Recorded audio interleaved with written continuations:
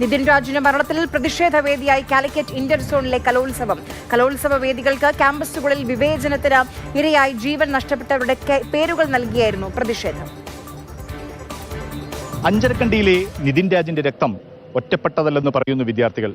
രാജ്യത്തുടനീളം വിവിധ കലാലയങ്ങളിൽ നടന്ന വംശീയ വിവേചനത്തിന്റെ ഇരകളാക്കപ്പെട്ടവരുടെ തുടർച്ച.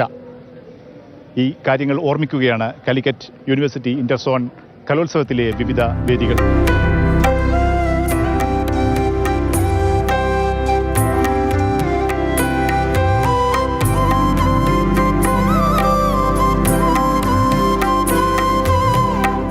ഹൈദരാബാദ് യൂണിവേഴ്സിറ്റിയിൽ രോഹിത് വെമുല, ചെന്നൈ IITയിൽ അത് ഫാത്തിമ ലത്തീഫ്.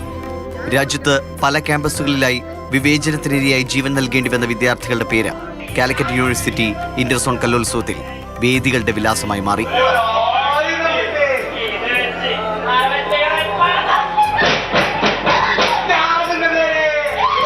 ഐക്യ കാലിക്കറ്റ് യൂണിവേഴ്സിറ്റി യൂണിയൻ 2.0 ഒരു പ്രതിഷേധവും കൂടിയാണ്.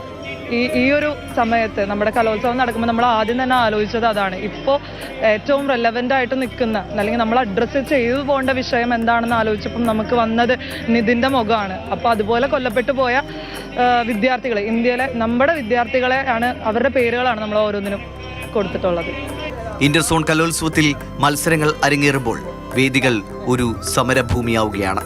ജാതിയുടെയും മതത്തിൻ്റെയും ഒക്കെ പേരിൽ അവരെ മാറ്റി നിർത്തുക, അവരെ അല്ലെങ്കിൽ അത്തരത്തിലൊരു കാര്യത്തിൻ്റെ പേരിൽ റാഗിങ്ങിന് ഇരയാവുക, 2026-ലും ഇതുപോലെയുള്ള കാര്യങ്ങൾ സംഭവിക്കുക എന്ന് പറയുന്നത് വളരെ വിഷമകരമായിട്ടുള്ള കാര്യമാണ്. നമ്മൾ കാലിക്കറ്റ് യൂണിവേഴ്സിറ്റി യൂണിയൻ ഐക്യ 2.0 റാഗിങ്ങിനൊക്കെ ശക്തമായി എതിർക്കുന്ന ഒരു യൂണിയനാണ്. നിശബ്ദരാക്കപ്പെടുന്ന മനുഷ്യരെ കുറിച്ച് സംസാരിക്കുന്നു മത്സരത്തിൽ പങ്കെടുക്കുന്ന വിദ്യാർത്ഥികളും.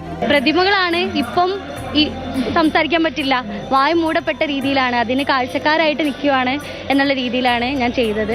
അതിൽ ആ ആത്മാവൊക്കെ എപ്പോഴോ നമ്മെ വിട്ടു പോയിട്ടുണ്ടാവും. അതായത് ആ പ്രസൻസ് നമുക്കിപ്പോൾ ഇവിടെ ഉണ്ടാവില്ല. Kottakkal Farook arts and science കോളേജിൽ നടക്കുന്ന ഇന്റർസോൺ കലോത്സവം 20-ന് സമാപിക്കും. ഇവിടെ കല അടിച്ചമർത്തപ്പെടുന്നവന്റെ ശബ്ദമായി മാറുന്നു. അനീതിയെ മറവിക്ക് വിട്ടുകൊടുക്കില്ലെന്ന് പ്രഖ്യാപിക്കുകയാണ് കാലിക്കറ്റ് യൂണിവേഴ്സിറ്റി കലൈക്കോട്ട.